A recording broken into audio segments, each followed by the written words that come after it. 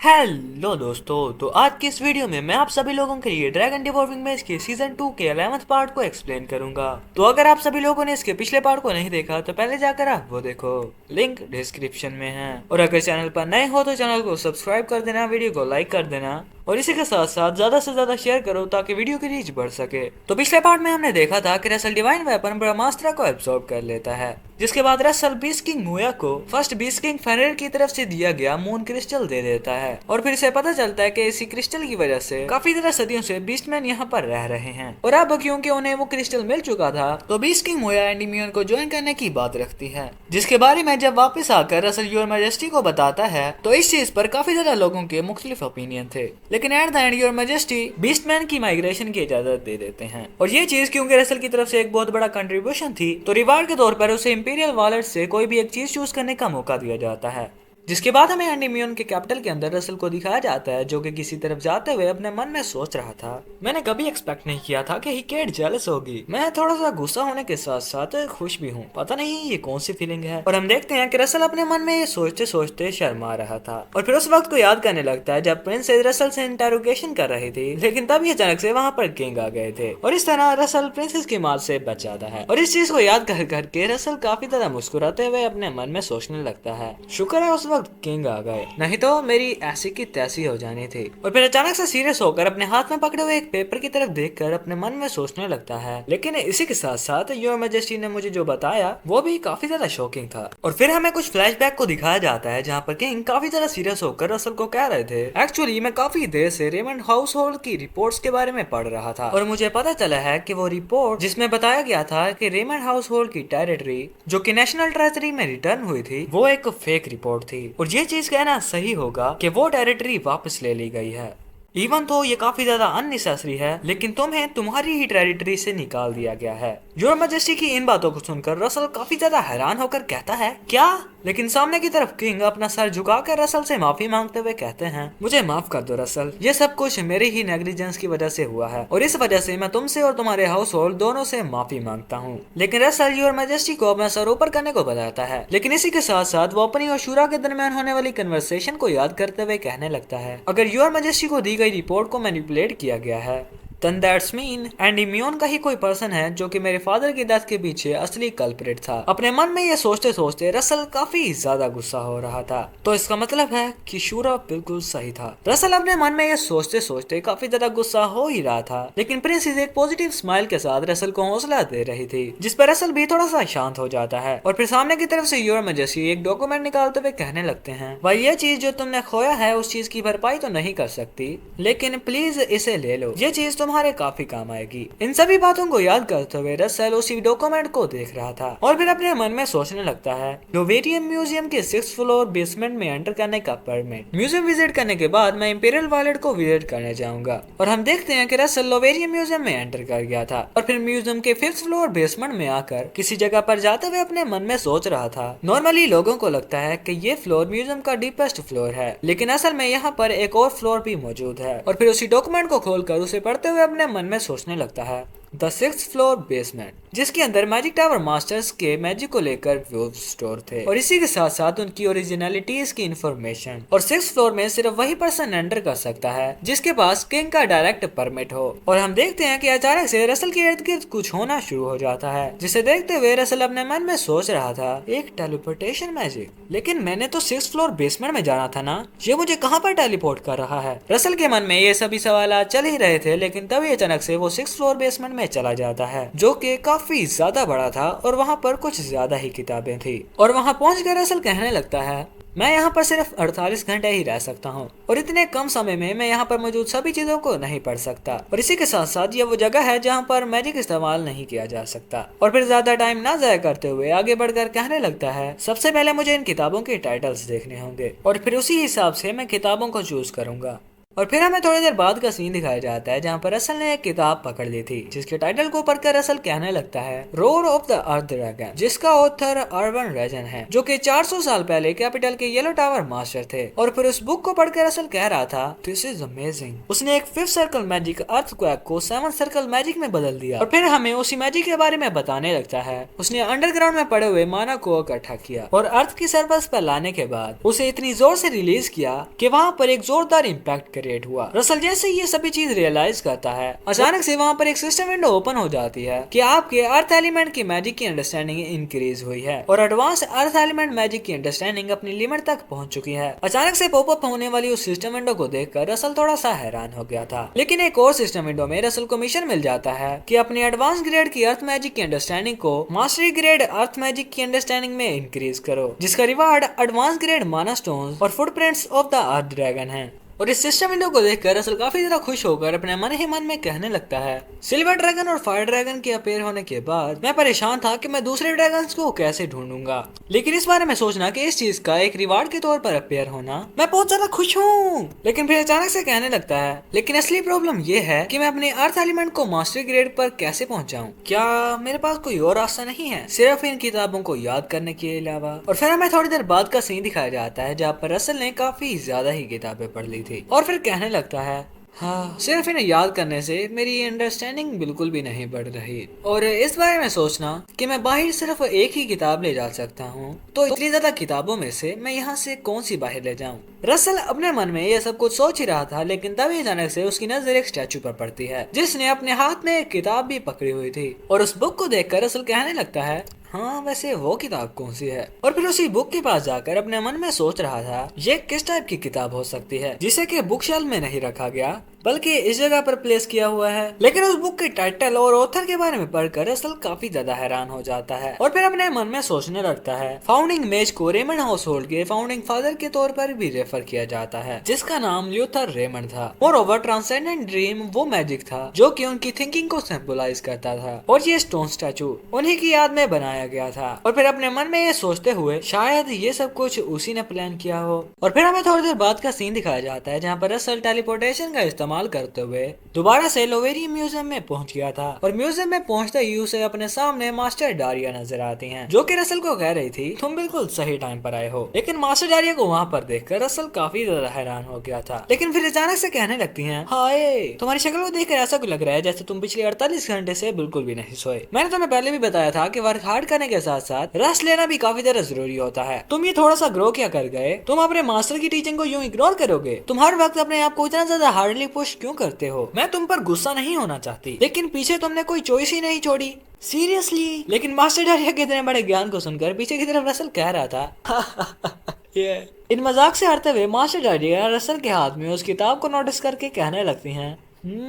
ये किताब transcendent dream है ना। तो रसल कहने लगता है क्या आप इसके बारे में जानती हैं। तो मास्टर डारिया रसल को बता रही थी ट्रांसेंडेंट ड्रीम ह्यूमन की फॉर्म से बियॉन्ड जा चुकी है और ये मैजिक को एसेंस में रिप्लेस कर देती है। ये एक ऐसा मैजिक है जो कि वर्ल्ड की बाउंड्रीज से बियॉन्ड जा चुका है और चलती आ रही कहानियों की बना पर फाउंडिंग मेज एक लार्ज सुनामी में ट्रांसफॉर्म हो गए थे और उनका कहना यह भी था कि समंदर के दरमियान में वो एक ह्यूज स्टॉर्म में तब्दील हो जाएंगे और तेज बारिशों वाले मौसम में वो एक लाइटनिंग में चेंज हो जाएंगे। इस तरह के फ्रेश आइडियाज को रियलिटी में चेंज करना ट्रांसेंडेंट ड्रीम को एक हाईली वैल्यूड मैजिक बनाती है। मास्टर डारिया की इस एक्सप्लेनेशन को सुनकर रसल अपने मन में सोच रहा था इस बारे में सोचना कि मास्टर डारिया इस मैजिक के बारे में काफी ज्यादा अच्छा बोल रही हैं तो इसका मतलब है कि ल्यूथर रेमंड सच में काफी ज्यादा इनक्रेडिबल था। लेकिन अचानक से मास्टर डारिया रसल को कहने लगती हैं ओए मैं तुझे नहीं रोकूंगी कि तू इस मैजिक को सीख या ना सीख, लेकिन ट्रांसेंडेंट ड्रीम एक 8 सर्कल का मैजिक है या फिर कहा जाए कि ये उससे भी ऊपर जा चुका है और अगर तुम कभी गलत हो गए तो तुम इस मैजिक के द्वारा डिवॉल्व कर दिए जाओगे। मास्टर डारिया की इस बात को सुनकर रसल घबराता नहीं है और एक जोश भरे लहजे से कहने लगता है मुझे समझ आ गई और मैं इस चीज को अपने दिमाग में बिठाए रखूंगा। रसल की इस बात को सुनकर मास्टर डारिया वहाँ से जाते हुए कहने लगती हैं चलो फिर इंपीरियल वॉलेट चलते हैं। जिसके बाद हमारा सीन शिफ्ट होता है और हमें रसल और मास्टर डारिया को किसी किसी जंगली इलाके में दिखाया जाता है, जहाँ पर चलते हुए रसल अचानक से कहने लगता है, मैंने कभी एक्सपेक्ट नहीं किया था कि इंपीरियल वायलेट इस तरह किसी जंगल में होगा। जिस पर मास्टर डैडी रसल को बता रही थी जिस जगह पर हम जा रहे हैं वो फर्स्ट ट्रेजर वॉलेट है। और जैसा कि तुम जानते हो कि first treasure wallet accessories contain करता है, second treasure wallet weapons contain करता है और थर्ड ट्रेजर वॉलेट हर किस्म के ट्रेजर कंटेन करता है। और फिर अगले ही सीन में हमें उन दोनों को एक लेक के सामने दिखाया जाता है। यहाँ पर पहुंचकर मास्टर डैडी रसल को बताती हैं हम पहुंच गए। रसल को ये बताने के बाद अपने हाथ में अपनी छड़ी को समन करते हुए फिर से रसल को बताने लगती है अपनी आंखों को खुला रखना और ऑब्जर्व करना कि मैंने अभी क्या किया, क्योंकि मैं तुम्हें काफी ज्यादा रेयर चीज दिखाने वाली हूँ। ये कहते हुए मास्टर डारिया अपनी छड़ी को जमीन पर मारते हैं और मास्टर डारिया का ये करना ही था। लेक के ऊपर काफी ज्यादा फॉर्मेशन बनना शुरू हो जाते हैं, जिसे देखकर रसल के मुंह से सिर्फ यही निकलता है, सो ब्यूटीफुल। और फिर अपने मन में सोचने लगता है ये इनक्रिप्टेड मैजिक 10 से ज्यादा फॉर्मेशन पर निर्भर है, जिसके अंदर 100 से भी ज्यादा मैजिक ट्रैप्स हैं। अगर मैं इनके साथ नहीं आया होता तो मुझे नहीं लगता कि मैं अकेला अंदर जा भी सकता था। और हम देखते हैं कि वो लेक का पानी साइड पर होना शुरू हो जाता है और उन दोनों के सामने अंडरग्राउंड जाने की काफी ज्यादा सीढ़ियां आ गई थी, जिसके बाद हम उन दोनों को नीचे की तरफ जाते हुए दिखाया जाता है, जहाँ पर मास्टर डारिया रसल को कह रही थी तुम यहाँ से किसी भी एक चीज को बाहर ले जा सकते हो रेमंड, बिल्कुल उसी तरह जैसे तुमने म्यूजियम से एक चीज ली। मास्टर डारिया की इस बात को सुनकर रसल कह रहा था यस मास्टर, मुझे समझ आ गई। रसल मास्टर डारिया को ये कह ही रहा था, लेकिन तभी अचानक से उसकी रिंग में कुछ होना शुरू हो जाता है और अचानक से रसल की कमांड के बिना ही रसल की क्लाउडी रिंग में से इलेक्ट्रिसिटी निकलना शुरू हो गई थी, जिसे देखकर रसल काफी ज्यादा हैरान होकर अपने मन में कहने लगता है क्या क्लाउडी रिंग अचानक से ये क्या कर रही है। और अभी भी अपने मन में सोच रहा था इस बारे में सोचना कि क्लाउडी रिंग अपने आप ही लाइटनिंग को डिस्चार्ज कर रही है। आज से पहले इस तरह का काम कभी नहीं हुआ था, ये उस चीज से बिल्कुल ही डिफरेंट है जिस वक्त मैं इसे फाइटिंग के दरमियान यूज करता हूँ। मुझे ऐसा लग रहा है यहाँ पर इसका कोई दोस्त है या फिर इसका सेकंड पार्ट जिस चीज को इसने यहाँ पर फील कर लिया है। और रसल की रिंग को यूं रिएक्शन देता हुआ देखकर मास्टर डारिया भी रसल को कहने लगती हैं ऐसा लग रहा है कि तुम्हारी रिंग का सेकंड हाफ इसी वॉलेट में कहीं पर पड़ा हुआ है। मास्टर डारिया की इस बात को सुनकर रसल भी अपने मन में सोच रहा था एक 2 पार्ट आर्टिफैक्ट। और फिर हमें आर्टिफैक्ट के बारे में बताने लगता है कि आर्टिफैक्ट ज्यादा तौर पर सिंगल ही पाए जाते हैं, जो कि सिर्फ अपना एक ही फंक्शन फुलफिल करते हैं। लेकिन इसी के साथ साथ कुछ आर्टिफैक्ट्स ऐसे भी होते हैं जिन आर्टिफैक्ट्स के 2 पार्ट होते हैं और उसकी पूरी पावर को डिस्प्ले करने के लिए उन दोनों पार्ट्स का होना भी जरूरी होता है। और मेरे गोल्डन मास्क भी इसी कैटेगरी में आते हैं। और फिर अपने मन में सोचने लगता है इस बारे में सोचना जिन मिशंस में भी मुझे एक आर्टिफैक्ट रिवार्ड के तौर पर मिला है वो सभी मिशंस ड्रैगन्स के ही रिलेटेड थे और इस आर्टिफैक्ट का एक दूसरा हाफ भी होना। रसल अपने मन में ये सब कुछ सोच ही रहा था, अचानक से क्लाउडी रिंग में से इलेक्ट्रिसिटी निकल के एक डोर की तरफ जाना शुरू हो जाती है, जिसे देखकर मास्टर डारिया रसल को कहने लगती हैं ऐसा लग रहा है कि ये रिंग तुम्हें बता रही है कि इसका सेकंड हाफ कहाँ पर है। तो रसल भी मास्टर डारिया को कहने लगता है हाँ ये चीज मुझे भी काफी ज्यादा क्यूरियस कर रही है कि वो किस तरह का आर्टिफैक्ट है जिसकी वजह से ये रिंग काफी ज्यादा डेस्परेट हो रही है। और हमें उस आर्टिफैक्ट की एक झलक भी दिखाई जाती है जिसकी तरफ ही रसल की तरफ से डिस्चार्ज हुई लाइटनिंग एनर्जी जा रही थी। और फिर थोड़ी देर बाद हमें मास्टर डारिया और रसल को उसी जेड के सामने दिखाया जाता है जहाँ पर मास्टर डारिया रसल को बता रही थी ये जेड ऑफ क्लाउड है। लेकिन उस जेड का ये नाम सुनकर रसल कहने लगता है जेड ऑफ क्लाउड, ये क्या चीज होती है। तो मास्टर डारिया रसल को बताती हैं हाँ ये क्लाउड जेड है जिसके अंदर स्पेशल एबिलिटी होती है कि ये वेदर को कंट्रोल कर सकता है। मास्टर डारिया की इस बात को सुनकर रसल अपने मन में सोचने लगता है वेदर कंट्रोल। और फिर हमें बताने लगता है कि इस पूरे कॉन्टिनेंट में सिर्फ 10 या उससे भी कम मेजेस हैं जो कि वेदर को कंट्रोल कर सकते हैं, क्योंकि क्लाइमेट्स को कंट्रोल करना काफी ज्यादा डिफिकल्ट होता है और इसी के साथ साथ उन्हें सीखना और भी ज्यादा मुश्किल। लेकिन अचानक से मास्टर डारिया रसल को बताने लगती हैं क्लाइमेट कंट्रोल काफी ज्यादा बिग एडवांटेज होगा, लेकिन इस चीज में काफी ज्यादा रिस्क भी है क्योंकि इसे यूज करने की वजह से माना कंजम्पशन काफी ज्यादा होती है और दूसरी बात इसका लॉन्ग कास्टिंग टाइम। लेकिन रसल अपने मन में सोच रहा था मैंने ये चीज उस वक्त महसूस की थी जिस वक्त मैंने ब्रह्मास्त्र को पकड़ा था, वाइल इस चीज के अलावा कुछ और चूज करना काफी ज्यादा अच्छा होगा, लेकिन क्लाउडी रिंग इससे काफी ज्यादा रिएक्ट कर रही है, सो मैं इसी को चुनूंगा। और ये कहते हुए रसल अपना हाथ उसी क्लाउडी जेड की तरफ बढ़ाना शुरू कर देता है और जैसे ही रसल का उसे छूना था क्लाउडी रिंग उस क्लाउडी जेड को अब्सॉर्ब करना शुरू कर देती है और थोड़ी ही देर में वो क्लाउडी जेड रसल के क्लाउडी रिंग में अब्सॉर्ब हो जाता है, जिसी के साथ रसल के सामने सिस्टम विंडोज ओपन होना शुरू हो गई थी। क्या आपने क्लाउड ड्रैगन का एक विंग फ्रेगमेंट हासिल किया है। क्लाउड ड्रैगन क्लाउड्स और क्लाइमेट को चेंज कर सकता था। वो एक म्यूटेंट लाइटनिंग ड्रैगन था जो कि काफी ज्यादा रेयर प्रोबेबिलिटीज में पैदा होते थे। और इस सिस्टम विंडो को पढ़कर रसल का मुंह खुला का खुला रह जाता है क्योंकि रसल भाई साहब को एक बहुत बड़ा झटका लगा था। और फिर अपने मन में सोचने लगता है पूरे के पूरे एकेडमिक वर्ल्ड में लाइटनिंग एलिमेंट को फायर एलिमेंट का स्पिन ऑफ माना जाता है, क्योंकि ये एक ऐसा एलिमेंट है जो कि 5 टिपिकल एलिमेंट्स में से अलग है। और यही वो वजह है जिसकी वजह से लाइटनिंग मैजिक्स काफी ज्यादा रेयर होते हैं। और अगर बात की जाए उस एलिमेंट की जो कि लाइटनिंग एलिमेंट का भी एक स्पिन ऑफ है, तो उस एलिमेंट की वैल्यू इनकम्पेरेबल होगी। और क्लाउड जेड की ट्रू पावर सिर्फ और सिर्फ वेदर कंट्रोल ही नहीं है, इसके अंदर और भी ज्यादा हिडन एबिलिटीज हो सकती हैं। रसल अपने मन में ये सब कुछ सोच ही रहा था, लेकिन तभी अचानक से मास्टर डैरी उसे पीछे से आवाज लगाते हैं और रसल से पूछ रही थी क्या इस चीज को यूज करने का तुम्हारे पास कोई आइडिया है। तो रसल मास्टर डैरिया को बताता है हाँ थोड़ा बहुत तो है ही। जिस पर मास्टर डैरिया वहाँ से जाते हुए कह रही थी चलो फिर बाहर आ जाओ, क्योंकि मैं काफी ज्यादा क्यूरियस हूँ कि इस आर्टिफैक्ट की दूसरी आर्टिफैक्ट से मिल जाने के बाद इसकी पावर किस तरह की होगी। और फिर हमें उन दोनों को बाहर की तरफ दिखाया जाता है जहाँ पर रसल क्लाउडी रिंग का इस्तेमाल करते हुए कह रहा था मैं इसे शुरू करने वाला हूँ। और फिर थोड़ी देर के कास्टिंग के बाद रसल एक बहुत बड़ा जंप लगाता है और रसल के इस कारनामे को देखकर मास्टर डैरिया कह रही थी ओह फ्लाइट मैजिक